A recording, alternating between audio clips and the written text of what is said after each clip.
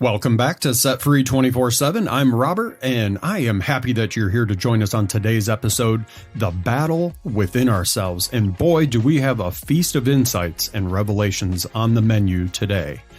In Matthew, we're going to dive right into the realm of the unpredictable, pondering Jesus' message about his return. It's the kind of mystery that keeps you at the edge of your seat. From there, we're going to go over and grapple with Paul's internal moral battle in Romans 7:13 through 25. Have you ever felt like you're your own worst enemy? Paul gets it, and he's got some wisdom here to share. We're going to switch gears here and tune into Psalm 58, a stirring call for divine justice.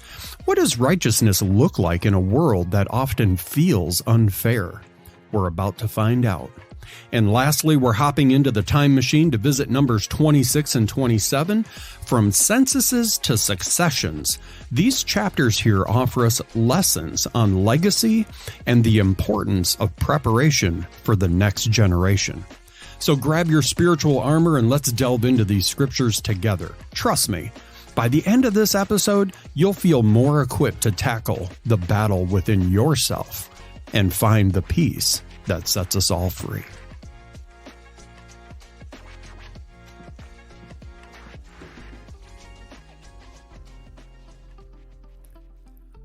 Welcome to A Journey Through the Message. My name is Robert. And my name is Heidi. How are you today, love? I'm doing really good today. What a beautiful day it is. It is. Every day is. We're awake. Yes. We are cognizant. I know. 2 coffees in. I'm ready for this. Oh, ready to rock and roll. I know. It's funny you say, it's a beautiful day. And some people be like, oh, it's overcast. And oh, it was a little drizzly. And oh, it's a little this. Sure. And it's so odd how my perspective is changing. And I even see that as a beautiful day. I'm like, oh, but look how the trees look completely different when it's kind of dark skies. Sure. And I'm just a weirdo that way. But those are beautiful days too. But it really is a frame of mind thing with gratitude. Like you can wake up in the morning and you can look at your day and say, oh, here we go again. Oh, I got this. I got that.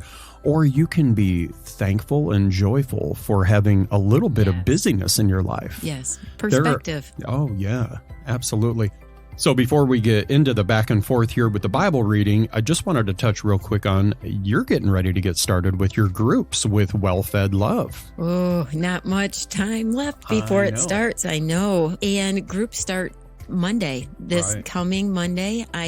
These are in-person support This is in-person support group. There will be information online also if people want to follow along that way. While I wish everybody could be in person in support group, I recognize that's just literally not possible. Sure.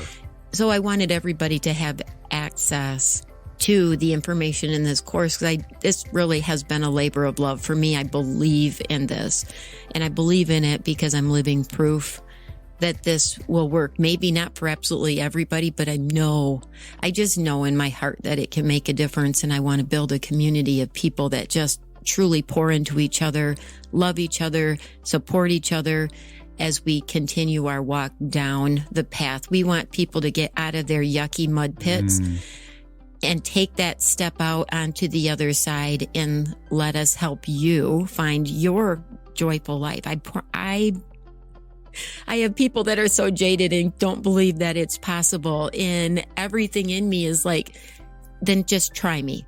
Test that. Prove me wrong then. Just prove me wrong. But commit to just what trusting I love me. Is by doing it a little bit online and having the resources available online, even though it's designed to be an in-person support. It is. So by having that available online, you'll get the people that are wanting to see what it's all about and maybe just a little nervous about showing up to a group in person. Right. And that gives them the opportunity to see like, okay, some of this, like the handouts and stuff like that, it's approachable, it's engaging, it's getting me to think about my situation in a different light. This isn't hard stuff. No, but it's dedicating some time to it, right? Like your situation's not going to get better if you don't put forth any effort towards making it better, Right. you'll still be in the same situation a year from now if you don't address things that are uncomfortable today. Because as humans, what I've found, at least what I do, I'm the kind of guy that if I hear something wrong with my car, I just turn up the radio a little Right. bit. We don't I don't wanna- want to hear it. We don't want to hear things that are wrong with us. Or Something is address it. wrong with my body. I just make allowances, and let's say my right hand is hurt. I use my left hand a little bit more then. I just adapt to that situation. And so many times in life, I feel like we adapt to things that are hurtful, harmful, not good for us, negative, and we just adapt because it's easier Comfortable than putting in being Yes. uncomfortable. Yes. That's like one of my favorite things to say now. And I only say that. It's such a basic, it's 3 words, comfortable being uncomfortable. Mhm. But if you sit and think about it, there's no better way to describe what it's like when you're sitting there in what I call your mud pit. Sure. And all you're doing is putting on those labels: victim, abuse victim, failure, unwanted, unloved, divorced, Addict. sinner, wicked, you name it. And you start putting all this on. So you start wearing that like this big old blanket as you sit in the mud. And then it's like your mind believes what you're wearing. I just had the vision of the little boy from the Christmas Story, So, who couldn't put his arms down because he had like 14 layers on his head. And he's like Yes. waddling around. Yes. He's like, oh. yes. But But that's how we get. Like we get to that point where we have so many layers on, we can't function right. no, and we can't see outside of it. We become so immersed in our experiences of the past, and we claim those labels and we own those labels, and then it becomes something that's all we want to talk about. And I can say this because I did that. And I'm like, I feel embarrassed saying that I did that, but I'm not going to be embarrassed. I even It's fight part of the that. journey. It is part of the journey. My being able to look back and say that is what I was doing is what I feel gives me permission to lead these classes because for sure. I was there. Yeah. Everybody that attends is going to know that I was right there. I'm not speaking about things I don't understand. I'm not asking anybody to do something I haven't already done or wouldn't be willing to do. And truly, the whole goal of this is to show people that despite circumstances, even if things don't change, a joyful life is more than possible. And I want that for people. It feels so good to put that on every day because we're going to learn that when we give something to Jesus, he expects us to leave it there. Yeah. Because human nature, we want to pick it back up as we go walk away because, well, this is who I am though. No, you aren't. Right. You are not. So that's where I will challenge people with love. For sure. That is not you. That isn't who you are. And you got to put that down and leave it there. I recognize some people aren't quite there in their journey yet. They still are sitting with it and working through it. And I get it.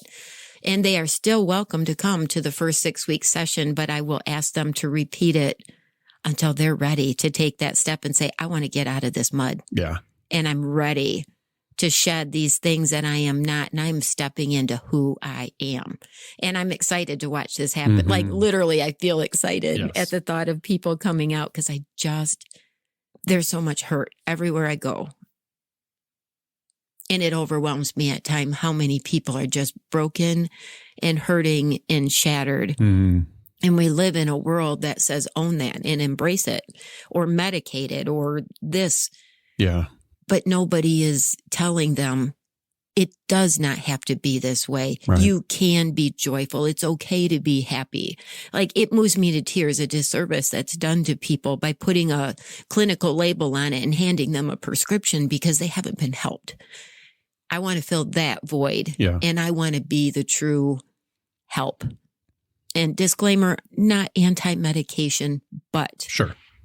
that medication will never help you if you don't address what's at the root. So I'm not afraid to go to the roots, and nothing can shock me. Yeah. You're not going to change my mind about the fact that I love you and I'm glad that you're in this class. I don't care what you say or share with me. I will feel the same. And in fact, I'm going to love you even harder when you share the hard stuff. Yeah. So that's a little bit about what's coming up. For Yeah. me. And that's going to be going on Monday nights in Greenville, Michigan at Fruchthaven Farms. And that's going to be at 6:30 to 8 p.m. Mm-hmm. And then you have a Wednesday morning group that's also at Fruchthaven Farms. And that one's from 9 to 10:30. 9 to 10:30. And then we have at Wednesday New Hope evening. Church in Belding. So that's going to be from 6:30 until 8. Yes. Okay. So there's 2 different physical locations with 3 different times. So we will have the link down below to Heidi's website. There's information there. You can just look on there for the link to the groups page. But if you're interested in just checking it out, if you're interested in attending, if you're interested in praying for us, if you're interested in maybe you're on the other side and you realize that these groups have potential and power to change someone's life, and you feel led to donate just to help keep these groups free for everybody that's there. We don't have a lot of expenses involved with this, but there are some little things that we want to do to make the group enjoyable for people and that sort of thing. So if you find that in your heart, all of those links to all of that stuff will be down below and on Heidi's website. On that last thing, I have found the hardest thing in the whole wide world is to put out there a request for financial support. It's even hard for me to say this here. It goes against my nature, but I am going to say that I am absolutely determined that there will never be a cost for anyone to ever attend these sessions. Ever. Money will never be a reason why somebody can attend. They're not going to get charged for their supplies. They're not going to get charged for their booklets and workbooks and all that stuff. I am so determined, which means that dear husband of mine and myself, we have been covering all expenses, and we pray over it, and we're not upset about that. But I also have to openly admit there's been some people that have just so loved us, have donated towards us, and I can't even tell you how helpful that is. Absolutely. And it gets poured into this group and to support this group and to make this successful. And it helps me to be able to continue on looking at this as this is my full-time job, is how I see it. Wherever God takes this, I am ready for it. So any support, whether it's financial, prayer support, I will ask everybody to pray over this because I believe in this. Ask for God to be present, to pour his spirit out inside those walls and over those people, and to bless the work that people do. So God can be there saying, I have this beautiful, joyful life for you because I love you so much. Yeah. And when people all of a sudden experience that and they feel that for the first time, I promise you, they're never going to want to go back. Yeah. Well, on that note, let's jump into prayer, because prayer does change things. Prayer is important, and it's a part of our podcast every time we do one, because it's the right way to get set off on our journey. Yes. So, don't forget to throw River's name in there. It weighs on my heart today to say prayers over little River. So if you're the praying kind, we have some dear friends of ours that have a little girl that is going through cancer treatment, radiation, and is just a warrior. She's a tiny little peanut. One and a half years old. Yeah. Mom and Dad are tired and heavy laden. I'll use that. They're burdened. Emotional aspect of it all, because as a man, we want to protect our family and we want to just make sure everything is right. And I think it's hard when things are completely out of our control like that. And even for a mom, mom wants her little girl to... Our kiddos sick or hurting or suffering and going through scary things. We carry that and we feel that, and everything in our being aches to trade places with them. And it's this is their life right now, 24/7. And they have to drive back and forth to a specialty hospital. So just remember sweet little River. She is a little firecracker of joy, but this round of treatments I've heard is really affecting her. And this is the first. She's gone through everything else well, but they are seeing the signs of what chemo can do to a body. So let's just lift them up. Absolutely. Father God, we don't understand everything here on earth. Man, we try so hard to. We try to put things in a box. We try to put labels on things. We try to explain things away so that our minds can understand. And then there comes moments like meeting this little girl, River, meeting her parents, really getting to know their heart and not understanding why. Why does this little precious soul have to go through that walk? And it's not for us to understand. It's beyond anything we can comprehend, and your ways are so much bigger than ours. That doesn't stop the questions inside of our heart. So today I just ask for peace inside of the hearts and minds that have questions, the hearts and minds that may shake a fist at you, the hearts and minds that may yell at you. And I want you to just give them the peace that you're there, you're in control, and that you know exactly what's going to happen next. And not just next, but 100 moves on the chessboard from now. You know exactly how all of this is going to unfold. Surprise us, God. Surprise us with miracles. Surprise us with your way. Yes. Because it is so much greater than ours. So, Father God, bless our reading today. Bless everyone who's listening. Man, we love people that have just taken a little sliver out of their day to listen to us, go back and forth, listen to the Bible, and hopefully either shed a tear, maybe laugh a little, and just go away from this refreshed and renewed. So thank you, Lord, for this opportunity, and bless all of our listeners. And I ask this all in your holy name, I pray. Amen. Amen. All right. Yes. And just one last quick little note on River and their family, but broaden those prayers to include her grandmother, who is in dialysis 3 times a week and is waiting for a kidney in order for her life to be spared also. So the family is not just dealing with one crisis. And her grandmother is like my age, and she is hurting and she's suffering, and she's a lovely woman of faith. But I just ask for healing for her too, so she can be fully present like she wishes to for her granddaughter. So.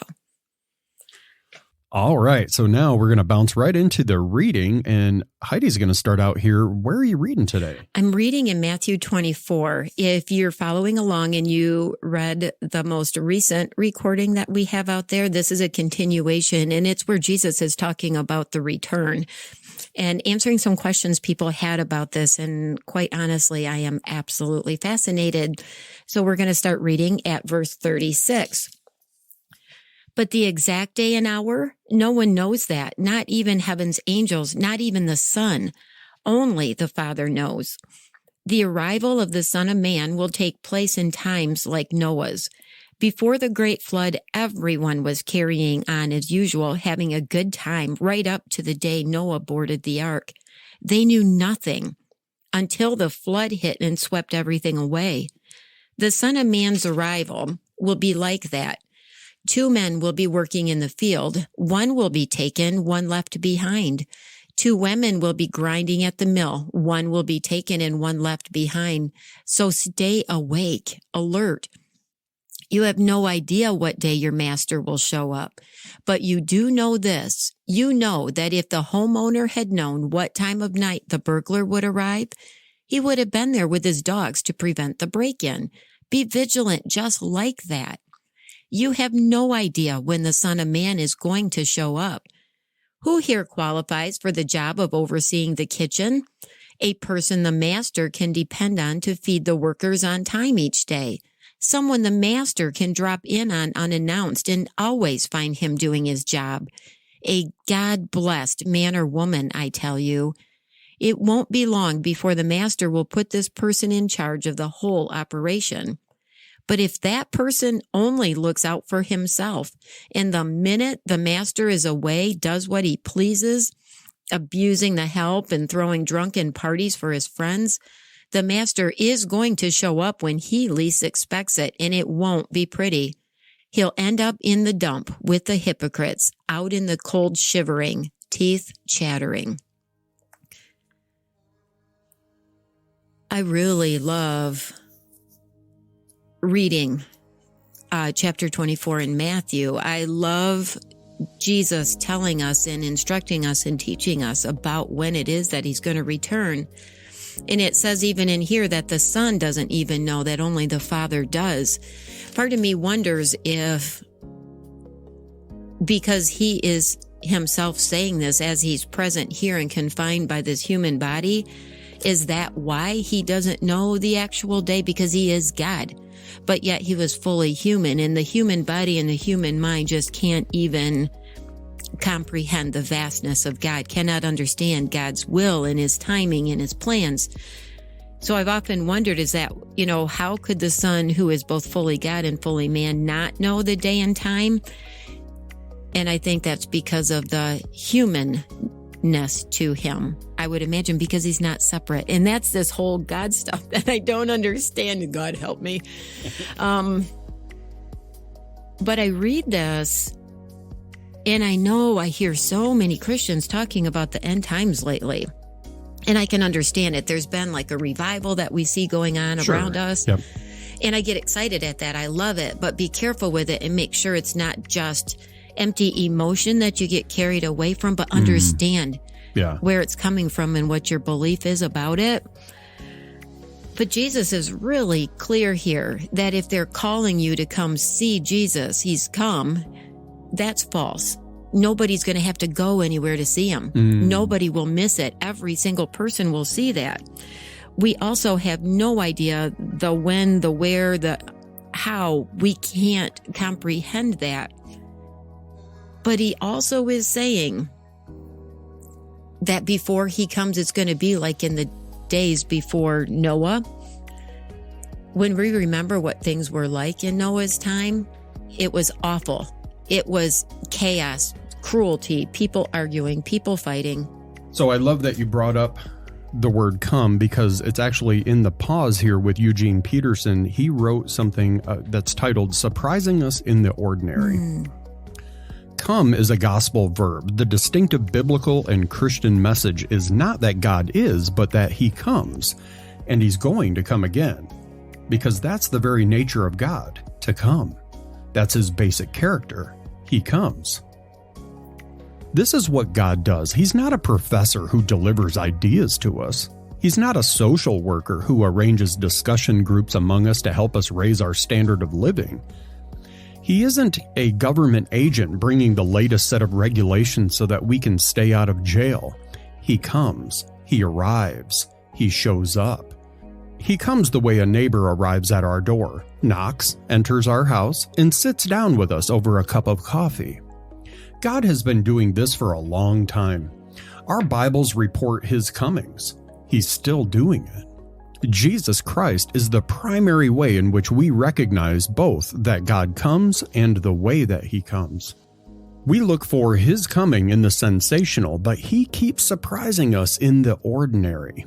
He comes to us in our pain, in our doubt, in our families, in our work. There's no place where he may not turn up, no time when he may not sneak in. Christ, the thief. And every time he comes to us and we receive him, we're further and better prepared to meet him at his final coming, the arrival that will complete everything that we understand as history. I love the pauses that he has and how he fleshes it out and describes and goes a little deeper, like even taking a specific word. One thing that I was going to mention in everybody's, not everybody, but I'm hearing more and more people like, oh, Jesus is coming in the end times and this and that, which has brought up a lot of discussion about pre-trib, post-trib, I'm going to be taken before that all happens. I hear a lot of people that are on that side. It's like, oh, I'm so thankful I'm a believer because I'll be taken up to heaven before the hard times comes. And I'm like, I'm not sure where that for sure comes from, because it's not what I'm reading and what Jesus said. But he said literally in our last reading, this is going to be trouble on a scale beyond what the world has ever seen or will see again. If these days of trouble were left to run their course, nobody would make it. This is all before his coming. Mm-hmm. And then he says, following those hard times, the sun's going to fade and the moon will collide. I mean, think of that. The stars are going to fall. And then he's going to arrive, like the entire sky will be filled with his coming, and the angels. I mean, I've got like chills just thinking of this. And then God's people will be taken to him. We are going to be here and present for the hard times. Jesus said it. My fear is these people who are so determined to be the ones that are going to be taken before the hard times are going to have a rough go of maintaining their faith through the hard times. Yeah. So I want to encourage people to just keep reading this, study this, and take this in. Jesus didn't say we would be spared the hard times. He said he'll be there. It won't last long enough for us not to make it, but he'll be back and we will be taken up to heaven with him. But we're not going to be spared the hard times. And I don't know why. It just laid on my mind because I've heard so many people say, I'm so glad I'm a Christian and going to heaven. I won't have to go through it. Yeah, we will. So here's a couple questions to think about for this passage here in Matthew. How can we stay spiritually awake and ready for unexpected events in life? So how can we stay spiritually awake and ready for those unexpected events that happen in life? And number two, what's one thing that you can do today to prepare for the future, spiritually speaking? And if you're listening to this podcast, I'm going to dare say that's one thing that you can do today. Yes. Getting a little bit of Bible in, right? Getting in the Word. Absolutely. It doesn't have to be a big, complicated, deep dive study, knowing the Greek root words and the Hebrew words. It doesn't have to be a production. It doesn't have to be a plan. It doesn't have to. I mean, there's weeks we missed last week because I was out of town, and I just did not have the time to put together a podcast episode because I was getting ready to leave for the running thing. And we have to be flexible, but it's also, what are you doing today, right? To put, to further your spiritual walk. Right. Just open up the Word and listen for God as you read. If you miss a day, it's okay. He's okay with that. It's okay? It's okay. What? But the reading plan said every single day, if I miss one, God's not mad at me.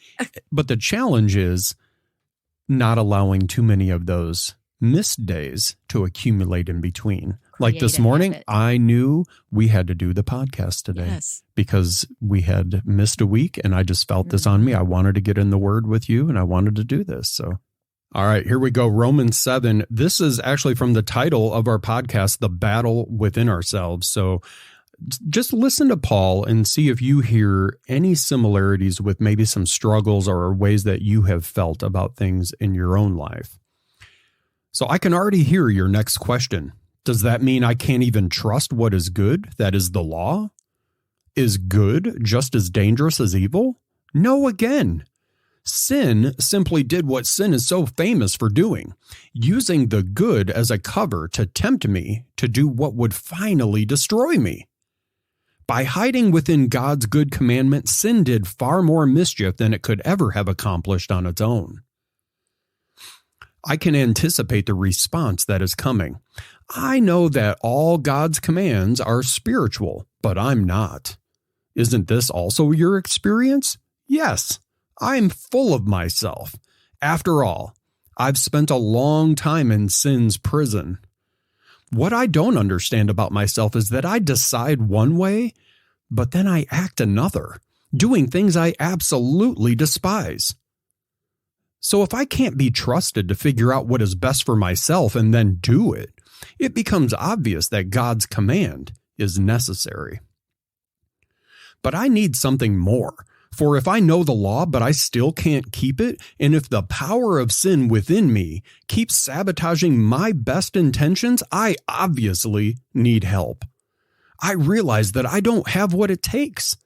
I can will it, but I can't do it. I decide to do good, but I don't really do it. I decide not to do bad, but then I do it anyway. My decisions, such as they are, don't result in actions. Something has gone wrong deep within me and gets the better of me every time. It happens so regularly that it's predictable. The moment I decide to do good, sin is there to trip me up.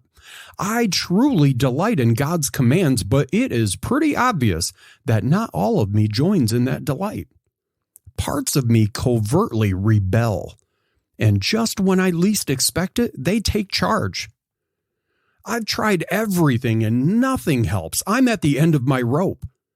Is there no one who can do anything for me? Isn't that the real question? The answer, thank God, is that Jesus Christ can and does. He acted to set things right in this life of contradictions where I want to serve God with all my heart and my mind, but I'm being pulled by the influence of sin to do something totally different. And friends, that's the end of the reading in Romans today. Have you ever felt that push and pull? Have you ever felt that you know you're going to do one thing, you want to do one thing, and then minutes later you find yourself doing something completely contrary? I encourage you today. I encourage you today to understand that a hero of the faith, somebody like Paul, took the time to write down his struggle in this thing that we call the Bible, because he wanted you to know you're not alone. It doesn't have to define exactly what Paul's thing was. I think it's funny when I hear people go off on their tangents. Let's try to figure out what Paul's thorn in the flesh. We need to figure it out. It doesn't matter. I know, it wasn't listed for a reason, Right. and it's because Right. God didn't want people to say, "Oh, well, Paul had this and okay, so I can do that too." But then it excludes everybody else. Right. Everything else. Right. So it is so general for a reason, because now everybody with their unique stories, their unique experiences can plug themselves into these verses, and all of a sudden these verses come alive for people that are dealing with addiction, people that are dealing with maybe an addiction to sexual escapades, people that are dealing with stealing, robbing, whatever it may be. All these things, maybe addiction to work, Depression, anxiety, all of it. anything. And now it all fits and it becomes relatable. So good on Paul. Yeah, thank you for sharing that. I love that. I used to be one of those like, what could it be? What was it that he wished he didn't have? And it's been everything from a speech impediment to his sexual orientation to people guessing here, there, and everywhere. If it really mattered, it would be written down. For sure. And the point is, there was something in his life that he could have used as a reason to knock him off his game, so to speak. And he didn't allow it to, and instead turned that around and used it to help propel him even more on his journey. Yeah. And to trust God even more. And it's a good lesson to us to take that thing that would derail us from life and instead turn it around and use it and acknowledge God knows it's there and called us anyways. So there's a reason for it. And there is a comfort in that. And I know that one personally. So we do have a quick pause from Eugene Peterson, and this is for Romans chapter 7, verses 14 through 24. And it's titled, An Enemy from Within. Oh, The setting is one in which we all have abundant experience of our own. We'll have no trouble understanding what Paul is writing about. It's simply this: we live in a constant state of conflict. A fight rages within us, We determine to give up all those words and actions that promote our selfish desires. We get up in the morning, we mount a white charger, set our lance, and gallop out unto the world to live as our Lord's knight. But before the day is half over, something halts our nightly quest. Not some enemy from without, but an enemy from within. We set out to love our friends, and suddenly we discover ourselves using them for our own gain. We set out to practice forgiveness, and suddenly we catch ourselves plotting revenge. Despite our resolution to obey the commandments, we disobey them. A war rages within us, and at times it seems a losing battle. Is there no one to help us, we wonder? Or are we left alone to fight this battle ourselves? And Romans 8 will be the answer to that question. So we will see you guys next time for Romans 8 and the answer to some of those questions. So yeah, I love it when Eugene Peterson throws his 2 cents into the ring. And yeah, he wrote that one because he knew I was going to hear it. There was something in there specifically. The part about revenge. I can honestly say... Have you been plotting revenge on me again? Not you, dear husband. But I recognize and I can see when I first initially started speaking openly about some of my experiences, I really struggled with a part of me, and I will admit this, I was seeking some revenge. I'm ashamed of that part of it now. I didn't recognize it as that in the beginning. I was convinced, I've got wholly good reasons, and, what they're doing and have done is so wrong, and somebody's got to talk about it. But my human motives, I wanted them to pay. I wanted them to hurt. I wanted them to be ashamed. I wanted to hurt them. I wanted them to look at me and say, oh my goodness, what else is she going to say? What else is she going to reveal? And I'm ashamed of that, and I've asked forgiveness of that because I look at it now, and I'm often brought to tears about the people that are in that place. Those people that I used to want revenge on, I now desperately want them to know Jesus. I want them to be able to stand before God. I want them to be taken up to heaven when Jesus returns. And it's a far different thought process and a far different attitude towards them than I had when I started. And I'm thankful that God worked on me through that process. And I'm to the point where it's like, I don't want revenge. I don't want their destruction. I don't want them destroyed, and I don't want them hurt. What I want them to have is restoration. And I want them to have grace, and I want them to know love, and I want them to know the real God and the real Jesus. That's what I want for them now. And it's a powerful thing when God can take you from what the world and so many humans said, I'm justified in feeling. You absolutely should feel that way. And humanly speaking, taking God out of it, okay, I can understand that. But I don't have the luxury of taking God out of it because I am God's. I belong to him. I am God's child. Yeah. I don't have the luxury of thinking with that human mind that simply wanted revenge. And so thank you, Eugene Peterson, for knowing that Heidi was going to hear what you had to say and throwing that in there. And I will openly say I was very guilty of that. And if anybody from that denomination is hearing it, I do ask your forgiveness for the attitude of heart I had towards you for a while. And that I want you to know that I love you and I pray for you. And I sure hope that I get to see you in heaven because it's going to be a beautiful place. That's all. Amen. And on that note, we are going to jump in the Wayback Machine, start this thing up. It's a little bit of a jalopy, but we get it going every time. I know you crank it. We got it good. So. And we are going to head back to Psalms. And we are in Psalm chapter 58 today. We are reading in 58. All right. So you and your jalopy, I kind of had it pictured as Herbie, the love bug, I think it was. So. Okay, Psalm 58. Is this any way to run a country? Is there an honest politician in the house? Behind the scenes, you weave webs of deceit, and behind closed doors, you make deals with demons. The wicked crawl from the wrong side of the cradle, and the first words out of the womb are lies. Poison, lethal rattlesnake poison drips from their forked tongues. Deaf to threats, deaf to charm, and decades of wax built up in their ears. God smash their teeth to bits and leave them toothless tigers.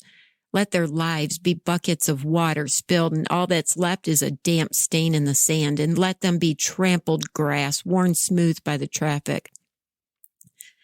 Let them dissolve into snail slime, be a miscarried fetus that never sees sunlight.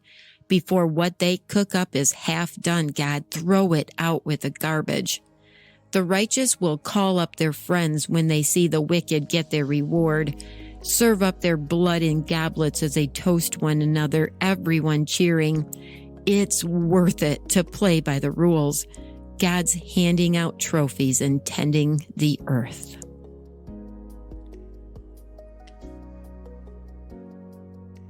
It's worth it to play by the rules. So it reminds me, I think we were just talking about this yesterday. And because, yes, I think it was yesterday because I had written a blog and I just wanted to talk about churches that have lost their first love. And as soon as I read that, it's like, those are God's rules, to love me above all, and then to love others like I love you. And that all the commandments that we have are there because we need to love our neighbor. And I recognize you can take the label of God or Jesus or Christian out of the 10 commandments and make them secular. And if society lived by those, it would be a beautiful world. Yes. Beautiful. Yeah. That's our God. That's what our God wants for us, is this beautiful life where people are loving each other. I don't understand why people look at the 10 commandments as something that ruins their fun and makes life hard and difficult. It's so easy. Not being a liar should be easy. It should be, not being a jealous person and envious of your neighbor. What's so bad about that one? Lying, cheating, robbing, stealing, murder, all of it. It's pretty good not to murder. It is. It is such basic things, and it's all to just help us love each other better. And we've got so caught up in rules and regulations and all of these things, and it just grieves me, like literally grieves me, that churches are teaching things in a way that makes people think that they have to every day wake up and try harder and work harder and earn this and do better. And it leads to an attitude that your actions are causing your salvation to be worked out, because I promise you they're not. And it causes you to be judgmental towards people that don't do the same thing, or to see yourself as better. And it's destructive to people. And we read about how God feels about people that lead people astray. They get caught up in rules and regulations, and they judge people, and they're not treating people with love. And I'm not angry at these people, but it's like, open your eyes and see. God doesn't have a place for you if you live your life that way. He just doesn't.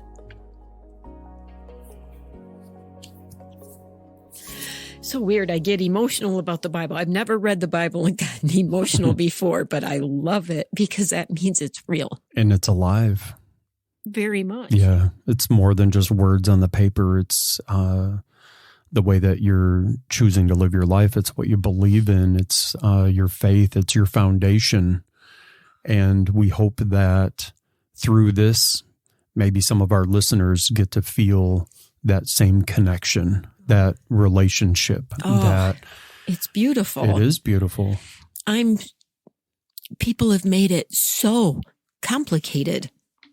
Like, you have to go to these Bible studies here, and you have to know these root words, and you need to know how to exegete the scriptures. And Jesus didn't intend that. Jesus used common people using common language to tell people about him. And churches need to get back to that. put their King James down and start talking to people. Yeah. Just start talking to people. I think so many times we lose the little element of love and care, right? When we focus so much on the regulation and the rules and this is how we make the sausage and all that. And right. And Jesus is like, I just want you to come sit at the table and feel welcome here. God gave us a blueprint for building his church. Yeah. And what's number one? What's the first thing? Love me. And what's the second one? Love other people. That's the foundation. Mm-hmm. So ask yourself, does your church have a solid foundation? Mm-hmm. Is that what it is? Love. Because if it's not God's house, and he's not going to bless it. No matter how good your intent may be. Yeah. If you're lacking that foundation of love, God's not going to bless that church. And it's hard to say that because there's probably a lot of churches whose foundation is not love. All right. So now to end the day, I'm going to be in Numbers, chapter 26 and 27. And good. I did a quick little pre-reading. I've got a lot of names here. We have a census that's going on the plains of Moab. Now, I get it. Sometimes we may want to just kind of gloss over these censuses and stuff, right? But put yourself in the shoes of someone's name who may be coming up here that I'm going to read. Put yourself in their shoes and really think how important it was to be included in this sentence, to be named, to be recognized, and to be included in all of this. And remember that God knows you. Absolutely. By name. Yes. In his book, your name is in there. Yes. And hopefully somebody can pronounce it when it gets time for that. All right. All right. So here we are. We're at chapter 26, and this is in Numbers. Thanks again for joining along with us today. So chapter 26. After the plague, God said to Moses and Eleazar, son of Aaron the priest, number the entire community of Israel by families. Count everyone who is 20 years and older who is able to serve the army of Israel. Obeying God's command, Moses and Eleazar the priest addressed them on the plains of Moab at Jordan Jericho. Count off from age 20 and older. The people of Israel who came out of the land of Egypt were Reuben, Israel's firstborn. The sons of Reuben were Hanok and the Hanokite clan, Palu and the Paluite clan, Hezron and the Hezronite clan, and Carmi and the Carmite clan. These made up the Reubenite clans. They numbered 43,730. The son of Palu, Eliab. The sons of Eliab were Nemuel, Dathan, and Abiram. These were the same Dathan and Abiram community leaders from Korah's gang who rebelled against Moses and Aaron in the Korah rebellion against God. The earth opened its jaws and swallowed them along with Korah's gang who died when the fire ate them up, all 250 of them. After all these years, there's still a warning sign, but the line of Korah did not die out. There's God's grace.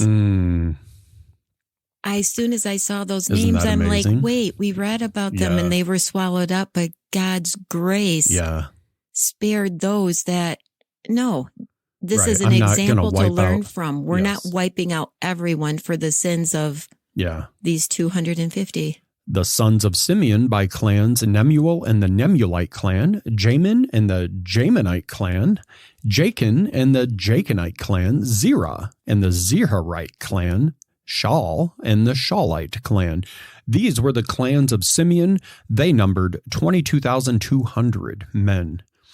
The sons of Gad by clans, Zephon and the Zephonite clan, Haggai and the Haggite clan, Shuni and the Shunite clan, Ozni and the Oznite clan, Eri and the Erite clan, Arodi and the Arodite clan, Areli and the Arelite clan. These were the clans of God. They numbered 40,500 men. And Onan were sons of Judah who died early on in Canaan. The sons of Judah by clans were Shelah and the Shelanite clan, Perez and the Perizzite clan, Zerah and the Zerahite clan. Oh. The sons of Perez were Hezron and the Hezronite clan, Hamul and the Hamalite clan. These were the clans of Judah, and they numbered 76,500. The sons of Issachar by clans were Tola and the Tolite clan, Puah and the Puite clan, Jashub and the Jashubite clan, Shimron and the Shimronite clan, and these were the clans of Issachar, and they numbered 64,300. The sons of Zebulun by clans were Sered and the Seredite clan, Elon and the Elonite clan, Jaleel and the Jaleelite clan. These were the clans of Zebulun. They numbered 60,500. The sons of Joseph by clans through Manasseh and Ephraim. Through Manasseh were Makir and the Makerite clan. Now Makir was the father of Gilead. Gilead and the Gileadite clan. The sons of Gilead were Iezer and the Iezerite clan. Helek and the Helekite clan. Azriel and the Azraelite clan, Shechem and the Shechemite clan, Shemida and the Shemidite clan, Hepher and the Hepherite clan, and Zelophehad, son of Hepher, had no sons, only daughters. Their names were Mala, Noah, Hoglah, Milcah, and Tisra. I love that the daughters were named. Yeah. They were listed. I find it interesting that one of their names was Noah. Yes, me too. They were the clans of Manasseh. They numbered 52,700. The sons of Ephraim by clans, Shuthelah and the Shuthelite clan, Becher and the Becherite clan, Tahan and the Tahanite clan. The sons of Shuthelah were Eran and the Eranite clan, and these were the clans of Ephraim, and they numbered 32,500. These are all of the sons of Joseph by their clans. The sons of Benjamin by clans were Bela and the Belaite clan, Ashbel and the Ashbelite clan, Ahiram and the Ahiramite clan, Shufam and the Shufanite clan, Hufam and the Hufamite clan. The sons of Bela through Ard and Naaman, Ard and the Ardite clan, and Naaman and the Naamanite clan. These were the clans of Benjamin. They numbered 45,600. And remember, these are just men, right? We're not talking about kids. Right. We're not talking about serving in the army. Yes. Yep. The sons of Dan by clan. Man, that's an easy one. Ooh, yes. Shuham and the Shuhamite clan. And these are the clans of Dan. All Shuhamite clans, they numbered 64,400. The sons of Asher by clan, Imnah and the Imnite clan, Ishvi and the Ishvite clan, Beriah and the Berite clan. The sons of Beriah were Heber and the Heberite clan, Malchiel and the Malchiite clan. Asher also had a daughter, Sarah. These were the clans of Asher. They numbered 53,400. I found it interesting that every once in a while in the listing, they mentioned a daughter, and I find it interesting as to what the reason for that would have been. Well, that'll give you something to look up this week, right? Yes.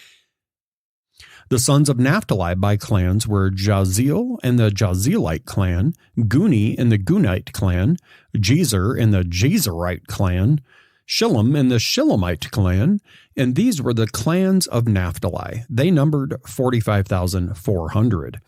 The total number of the people of Israel, 601,730. God spoke to Moses. Divide up the inheritance of the land based on population. A larger group gets a larger inheritance. A smaller group gets a smaller inheritance. Each gets its inheritance based on the population count. Make sure that the land is assigned by lot. Each group's inheritance is based on population, the number of names listed in its ancestral tribe divided among many, and the few by lot. These are the numberings of the Levites by clan: Gershon and the Gershonite clan, Kohath and the Kohathite clan, Merari and the Merariite clan. The Levite clans also included the Libnite clan, the Hebronite clan, the Malite clan, the Mushite clan, the Korahite clan. Kohath was the father of Amram. Amram's wife was Jochebed, a descendant of Levi, born into the Levite family during the Egyptian years. Jochebed bore Aaron, Moses, and their sister Miriam to Amram. Aaron was the father of Nadab and Abihu, Eleazar and Ithamar. However, Nadab and Abihu died when they offered unauthorized sacrifice in the presence of God. The numbering of Levite males 1 month and older came to 23,000. They hadn't been counted in with the rest of the people of Israel because they didn't inherit any land. These are the ones numbered by Moses and Eleazar the priest. The people of Israel counted in the plains of Moab at Jordan Jericho. Not one of them had been among those counted by Moses and Aaron the priest in the census of the people of Israel, taken in the wilderness of Sinai. For God had said to them, They will die in the wilderness. Not one of them will be left except for Caleb, son of Jephunneh, and Joshua, son of Nun. And that's the end of chapter 26. I mean... Wow, I hadn't stopped to think of that before, and yet look at the numbers. Yes. God obviously blessed them. All their complaining and whining and in the desert and just traveling and living out there, and God blessed them. Yeah. Just, I mean... Yeah, as soon as I read that, I'm like, that's right. And it's crazy, like not one, except for those 2 clans there. Right. Yeah. All right, friends, we are powering through. We're going to end here with chapter 27. So thanks again for joining along today. We appreciate you taking a little time out of your day. This one is titled The Daughters of Zelophehad. Zelophehad? I don't know. It's one of those words, right? The daughters of Zelophehad showed up. Their father was the son of Hepher, son of Gilead, son of Machir, son of Manasseh, belonging to the clans of Manasseh, son of Joseph. The daughters were Mahlah, Noah, Hoglah, Milcah, and Tisra. They came to the entrance of the tent of meeting, and they stood before Moses and Eleazar the priest, and before the leaders and the congregation, and said, Our father died in the wilderness. He wasn't part of Korah's rebel anti-God gang. He died for his own sins, and he left no sons. But why should our father's name die out from his clan just because he had no sons? So give us an inheritance among our father's relatives. Moses brought their case before God. God ruled, Zelophehad's daughters are right. Give them land as an inheritance. Among their father's relatives, give them their father's inheritance. Then tell the people of Israel, if a man dies and leaves no son, give his inheritance to his daughter. If he has no daughter, give it to his brothers. If he has no brothers, give it to his father's brothers. If his father had no brothers, give it to the nearest relative so that the inheritance stays in the family. This is the standard procedure for the people of Israel as commanded by God through Moses. God said to Moses, Climb up into the Abiram mountains and look over at the land that I am giving to the people of Israel. When you've had a good look, you'll be joined to your ancestors in the grave. Yes, you also along with Aaron, your brother. This goes back to the day when the congregation quarreled in the wilderness of Zin, and you didn't honor me in holy reverence before them in the matter of the waters of Meribah, meaning quarreling, at Kadesh in the wilderness of Zin. Moses responded to God, Let God, the God of the spirits of everyone living, set a man over this community to lead them, to show them the way ahead, and to bring them back home so that God's community will not be like a sheep without a shepherd. God said to Moses, Take Joshua the son of Nun, the Spirit is in him, and place your hand on him. Stand him before Eleazar the priest in front of the entire congregation and commission him with everyone watching. Pass your magisterial authority over him so that the whole congregation of the people of Israel will listen obediently to him. He is to consult with Eleazar the priest, who, using the oracle Urim, will prayerfully advise him in the presence of God. He will command the people of Israel, the entire community, in all of their comings and goings. Moses followed God's orders. He took Joshua and stood him before Eleazar the priest in front of the entire community. He laid his hands on him and commissioned him, following the procedures that God had given Moses. And friends, that's the end of chapter 27, and I have a slight pause here with Eugene Peterson. I wonder what he's going to talk about, because something just really made me feel happy when you read good, that. Good. So this is for verses 12 through 23. So about the middle of the chapter there, where he talks about Joshua. So Joshua's name means God saves, and he lived up to it wonderfully. He was one of only 2 spies who believed that the Lord would save the nation of Israel as they battled their way through Canaan, taking the land that was promised them. Every time Joshua's name was spoken, it was a reminder of the saving work of God. His faith in God's promises and his courage in battle distinguished him for leadership, a fit choice to follow in Moses' footsteps. We also have a name to live up to, you and I. As Christians, we bear the name of Jesus everywhere we go. Interestingly, the name of Jesus is a derivation of Joshua. Both mean God saves. As spies in a foreign land, we sometimes see only the giants and not the God who has promised to deliver us from them. And not only that, God also promises to deliver us into a promised land filled with substance and sweetness. That is the fullness of God's salvation. It's not only deliverance from something, but also deliverance to something. He not only delivers us from sin, but he also delivers us into a land of salvation that's flowing with milk and honey.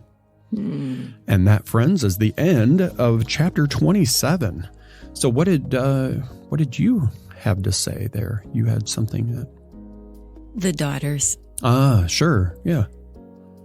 If you've been following along at all, you have noticed at times where I've really openly expressed my not understanding the treatment of women. And sure. How does that show any kind of worth or value of women? And sometimes it was really difficult for me to wrap my head around it, and I didn't understand it. A lot of that is because we don't have a culture that was anything like what they had. Yeah. And that's why culture and context is incredibly important to understand when you read the Bible. Times were drastically different as far as the roles that men played and women played in a culture. I have been asking God so many times to just help me to understand that you truly have just as much love for your daughters as you did the men. And God gave that to me in this reading. The daughters came and said, our dad didn't die because he took part of rebellion. He died for his own sins in the wilderness, but he had no sons. Is it fair that his name is done because he had daughters? In that culture, that's what would have happened. Yeah. That name would have been done, and those daughters would have been left destitute. I mean, they had nothing. They had no dowry anymore. They had just nothing, simply because they were women in that culture. And what did God do? He said, Moses, they are right. And those women were given the birthright of their father. I'm thank you, God, for this reading today. I've been waiting on an answer and the proof of your love for women. And it was spoken profoundly here in the census, in the numbering, when they were given the promise. God kept the promise to their father, and it was given to his daughters. Yeah. They mattered. Yeah. And God showed everyone how much they mattered. Because I bet there was a lot of men that would have been willing to say, oh, I'll take that land. It's up for grab. Nobody has it. There's no sons to take it. Yeah. But there were daughters, and God said, it's theirs. Thank you, God. God loved women, and remember that even when you read in the Old Testament, and it may not make sense, it's okay to wrestle with it, but take that to God. Don't just sit mad with it. So again, the battle within ourselves. So here we are at the end of this little journey, right? Of looking at this battle that we all go through. So I'm going to go through a couple quick questions before we close here. These are just things to ponder on. And if you're interested, the questions will be in the comments section or in the description of the podcast. So if you want to go back and just kind of ponder on one of these questions, don't worry. You don't have to find a pen real quick to write it down. So let's look at Romans, where our podcast was titled from, right? So can you think of a time when you felt torn between doing what's right and giving into temptation? And how did you handle that? So think back to a time when you felt torn. I know what's right. There's this temptation that I've given into. But how do you handle that? And then second from that chapter, what's one way that you can seek help when you're facing internal struggles? So really, like in recovery, I know for me, I had to set up certain people, like, hey, I just need you to be, I'm not going to call you every day. I'm not going to wear you out, but I need to know that if I'm going to come with something crazy, I need you to be able to just listen and walk through it with me, right? I'm only looking through this because part of Well Fed had a verse in there, and I used the message in it talks about, I'm not going to worry about paging through here, but it talks about use this to light the path that you're walking ahead on. Just use that as you're searching for the answers in life. God has the answers right here for you. And he also has those answers in those people that you gather around you. For sure. So I like that tie-in, and I had just read that today. It's like, oh, we're including that, and how do you know, or what do you do if you're really having those questions and struggles? God's right here. Yeah. He says, I got you. Then in Psalms chapter 58, we have, what is your personal idea of justice?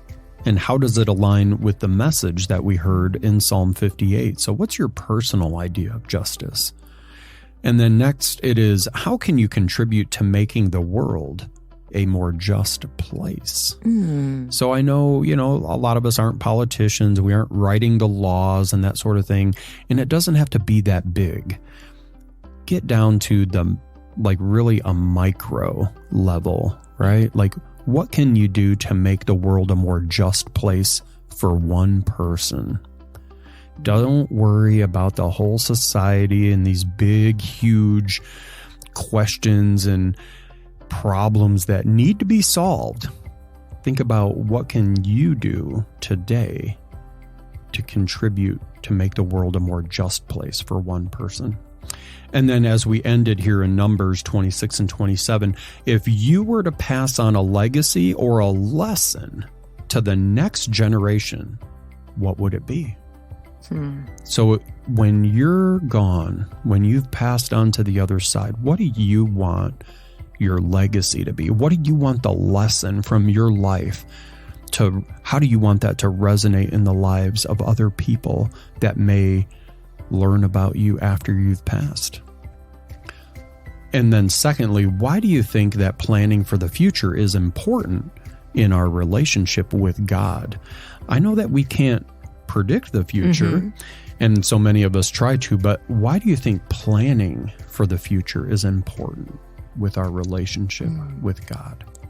Maybe if you remember to keep in mind that your future is an eternity in heaven, and if you keep that in mind as your future, I would be surprised if things in your life didn't shift if your focus becomes on that. I'm preparing for that future. Yeah. It really changes things a lot. So often we think of future as being retirement. Yeah. Is that really your future? Is it? You're not done after retirement. Yeah. Just another phase. You're not done when this body takes its last breath. Yeah. So isn't that your future? Because you'll be there forever. Oh, I always convict myself like, oh no.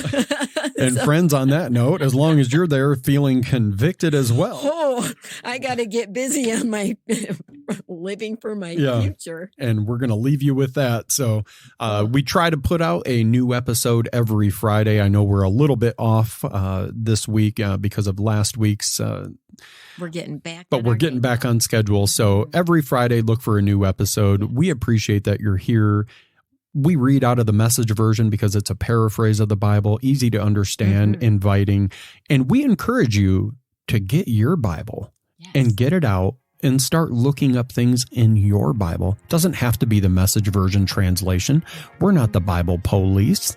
Okay. The Bible.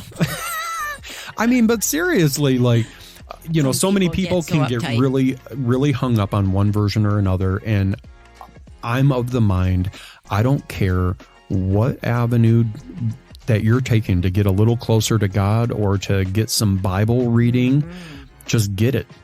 Get it. Is God judging that Bible or is he judging your heart? Oh, now there's a question to lead off on. So on that note, friends, thank you so much for choosing to spend a little bit of time with Heidi and I today. We appreciate you. If you need prayer, don't hesitate to please reach out to us. Please. Whether it's on Facebook and it's open, whether it's a private message, we're not hard to find. Right. We're not hard to get a hold of. There will be links and everything down in the comments and the description. Yes. Please get a hold of us if you need prayer. And you don't have to even be specific. We will just a general prayer. We don't have to know details. We just want to walk with you and support you on whatever part of the journey you're on. Yes. So, and no judgment here. So, friends, thanks again. It's been great. We will see you next time on this journey through the Message. Bye.